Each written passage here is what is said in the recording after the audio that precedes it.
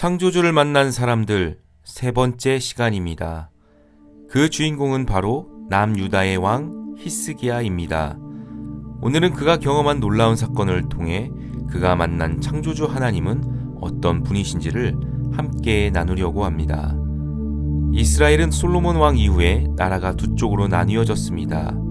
이때 북쪽에 세워진 나라를 북이스라엘이라 하고 반대로 남쪽에 세워진 나라를 남유다라고 합니다. 히스기야는 바로 이 남유다의 왕들 중에 한 명이었습니다. 성경에서는 이 왕을 이렇게 평가합니다. 그는 조상 다윗이 한 모든 것을 그대로 본받아 주님께서 보시기에 올바른 일을 하였다. 그는 주님이신 이스라엘의 하나님만을 신뢰하였는데 유다 왕 가운데는 전에도 후에도 그만한 왕이 없었다. 그는 하나님을 의지하였을 뿐만 아니라 당시에 행해지던 우상 숭배를 제거하기 위해 개혁했던 인물이었습니다. 그런데 그의 인생에 한 가지 위기가 찾아왔습니다. 바로 죽을 병에 걸리게 된 것이었습니다. 그런 그에게 이사야 선지자가 찾아와서 이제 더 이상 살 수 없다는 하나님의 말씀을 전해주었습니다. 이런 인생의 위기 앞에 히스기야는 어떻게 반응했을까요? 그는 하나님을 향해 절박한 심정을 담아 이렇게 기도했습니다. 이 말을 듣고서 히스기야는 그의 얼굴을 벽 쪽에 돌리고 주님께 기도하여 아뢰었다. 주님께 빕니다. 제가 주님 앞에 진실하게 살아온 것과 온전한 마음으로 순종한 것과 주님께서 보시기에 선한 일을 한 것을 기억해 주십시오. 이렇게 기도하고 나서 히스기야는 한참 동안 흐느껴 울었다. 그때 당시에 히스기야가 겪고 있던 문제들은 크게 두 가지였습니다. 남유다는 아시리아라는 민족으로부터 끊임없이 위협을 받고 있었던 상황과 히스기야가 죽을 병에 걸리게 된 것이었습니다. 이런 상황 속에서 히스기야가 할 수 있는 일은 무엇이 있었을까요? 그는 자신의 무능력함을 느끼는 것 외에는 아무것도 없었을지도 모릅니다. 자, 여러분 어떻습니까? 히스기야와 같은 절박한 심정을 느꼈던 적이 있지는 않았나요? 도저히 내 힘으로는 해결할 수 없었던 상황 속에서 이리저리 몸부림치며 힘겨워했던 그런 시절은 없었나요? 여러분, 인생에는 항상 좋은 일만 있는 것이 아닙니다. 막막한 현실 앞에서 우리는 두려움에 몸서리칠 때도 있습니다. 그런 상황 속에서 우리는 어떻게 반응해야 할까요? 성경은 히스기야의 반응을 통해 힘겨운 순간에 처했을지라도 하나님께 기도할 것을 일러줍니다. 히스기야는 도저히 감당할 수 없는 고통스러운 현실 앞에서 하나님께 통곡하며 기도했습니다. 물론 그가 자신은 정당한 사람이라고 아무리 그렇게 강조를 한다고 해서 될 일은 아니었겠지만 결과적으로 상황은 역전되었습니다. 바로 하나님께서 그의 기도를 듣고 은혜를 베풀어 주시기로 결정하셨기 때문입니다. 그래서 하나님은 히스기야 왕에게 한 번 더 이사야 선지자를 보내셨습니다. 그리고 다음과 같은 말씀을 전하게 하셨습니다. 너는 되돌아가서 내 백성의 주권자인 히스기야에게 전하여라. 내 조상 다윗을 돌본 나 주 하나님이 말한다. 내가 기도하는 소리를 내가 들었고 네가 흘리는 눈물도 내가 보았다. 내가 너를 고쳐주겠다. 사흘 뒤에는 네가 주의 성전으로 올라갈 수 있을 것이다.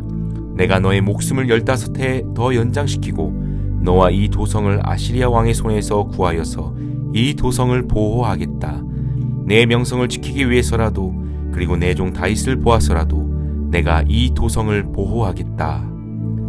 하나님께서는 히스기야 왕에게 약속하셨습니다. 그의 죽을 병을 고쳐주실 뿐만 아니라 아시리아로부터 남유다를 보호해 주시겠다는 약속이었습니다. 이사야 선지자는 히스기야 왕의 병을 치료하기 위해 무화과 나무를 그의 상처 위에 올려놓았습니다. 그러자 히스기야는 자신이 완전히 병이 낫고 3일 만에 다시 성전으로 올라갈 수 있을 것이라는 약속의 증거를 보여달라고 요청하였습니다. 그가 구한 증거는 해시계의 그림자가 10도 뒤로 물러나게 하는 것이었습니다. 그 일은 이미 지나간 시간을 되돌리는 것이나 마찬가지였습니다. 과연 결과는 어떻게 되었을까요? 우리는 열왕기하 20장 11절을 통해서 그 결과를 확인할 수 있습니다. 이사야 예언자가 주님께 기도를 드린 뒤에 아하스의 해시계 위로 들이운 그 그림자를 뒤로 10도 물러나게 하였다. 자, 여러분, 이 이야기에서 우리가 놓치지 말아야 할 점은 무엇이 있을까요? 히스기야 왕은 자신이 믿는 하나님이 죽을 병도 고치실 수 있을 뿐만 아니라 시간도 조정할 수 있는 전능하신 분이란 사실을 깨닫게 되었습니다. 그건 그가 잘나서가 아니었습니다. 그가 아무리 정의롭고 선한 사람이었다고 한들 그가 어떻게 하나님의 뜻을 마음대로 바꿀 수 있었을까요? 결코 그렇지 않습니다. 전적으로 하나님의 특별한 은혜였다라는 말 외에는 표현할 길이 없을 것입니다. 바로 히스기야와 그의 백성인 남유다를 향한 하나님의 국률 때문이었다는 사실을 우리는 기억해야 합니다. 그렇습니다. 여러분, 하나님은 죽은 자도 다시 살릴 수 있는 전능하신 분이십니다. 또한 시 공간을 초월하는 창조주이십니다. 이처럼 우리는 창조주 하나님과의 만남을 통해 아주 특별한 은혜를 경험할 수 있습니다. 그리고 우리는 이런 경험을 통해 은혜를 주신 창조주 하나님을 예배하며 살아갈 수 있는 놀라운 축복을 누릴 수 있게 됩니다. 저는 여러분이 창조주 하나님과의 만남을 통해 특별한 은혜를 경험하게 되기를 진심으로 축복합니다.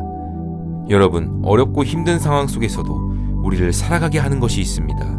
바로 하나님의 특별한 은혜입니다. 이러한 이유로 우리는 우리가 처한 상황과 환경 저 너머에 계신 창조주 하나님을 바라보며 살아가야 합니다. 그분은 우리의 절박한 기도에 응답하시며 우리를 버리지 않으시고 긍휼히 여겨주시는 분이십니다. 앞으로 살아가면서 여러분이 어떤 일들을 마주하게 되고 어떤 상황에 놓이게 될지는 알 수 없습니다. 하지만 꼭 기억하기를 바랍니다. 하나님의 특별한 은혜는 언제나 우리에게 허락되어 있다는 사실을 말입니다. 그러므로 여러분이 지금 마음이 힘들고 지쳐 있다면, 어렵고 막막한 현실 앞에 무기력함을 느끼고 있다면 지금도 여러분의 작은 신음에도 귀 기울이시는 창조주 하나님께 부르짖으며 기도하기를 바랍니다.